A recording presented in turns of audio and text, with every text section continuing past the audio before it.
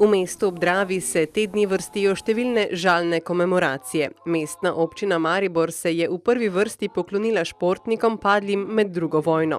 Mineva 75 let od padca zadnjih žrtev druge svetovne vojne na slovenskih tleh.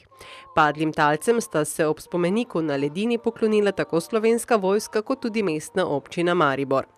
Tukaj so namreč ob koncu vojne kar 7-krat streljali v teh bombnih lijakih, tukaj pod Pohorjem, ne da bi ta streljanja objavljali, kot so to počeli prej. In po ocenah, ki so narejene bile po osvoboditvi, ko so tu del teh prekopali, se ocenjuje, da bi bilo nekaj nad 200 mrtvih. Prekopanih je bilo takoj po koncu vojne v juniju mesecu 104 trupla, potem je pa tak vročinski val nastopil in zaradi higienskih razlogov so prenehali, pozneje pa niso več s tem nadaljevali. Tiste prekopane, večino so jih pokopali pa na sedaj že opuščenem Radvanskem pokopališču, tam blizu današnje šole Tabor 2, kjer je tudi spomenik tem žrtvam. To je pa samo ena od skupin, ki so kot zadnja takšna skupina, ki jih je bilo med vojno ustreljenih samo na Štajerskem 1590 talcev, na celem slovenskem območju krepko čez 2000. Ko se ob skupinskih grobovih, grobnicah in spomenikih ob dnevu spomina na mrtve poklanjamo žrtvam omenjene morije na evropskih tleh, se morda niti ne zavedamo absolutnih številk vojne grozote. Ta skupna cifra izgub slovenskega naroda zaradi vojne in v vojni 94 tisoč, večina tega med vojno, nekaj tudi po vojni, kot vemo, in to je ta visok krvni davek, ki so ga Slovenci dali za zmago nad tem najhujšim zlom 20. stoletja, nacizmom in fašizmom.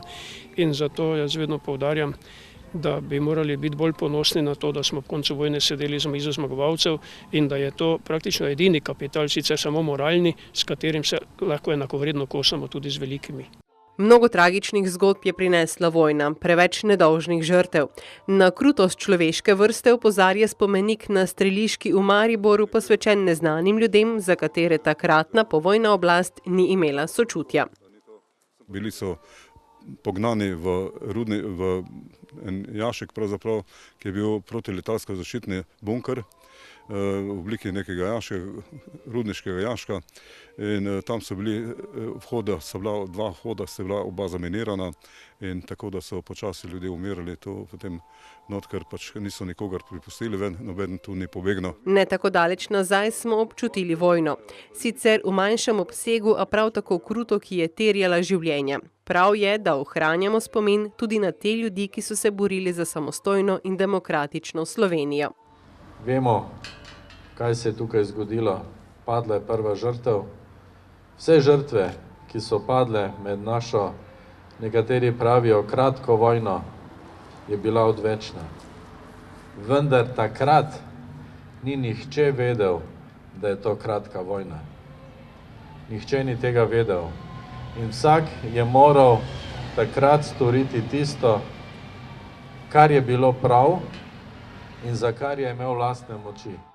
Fištravec je k temu še dodal, da je Maribor zadnjih 200 let vedno znova na branikih domovine.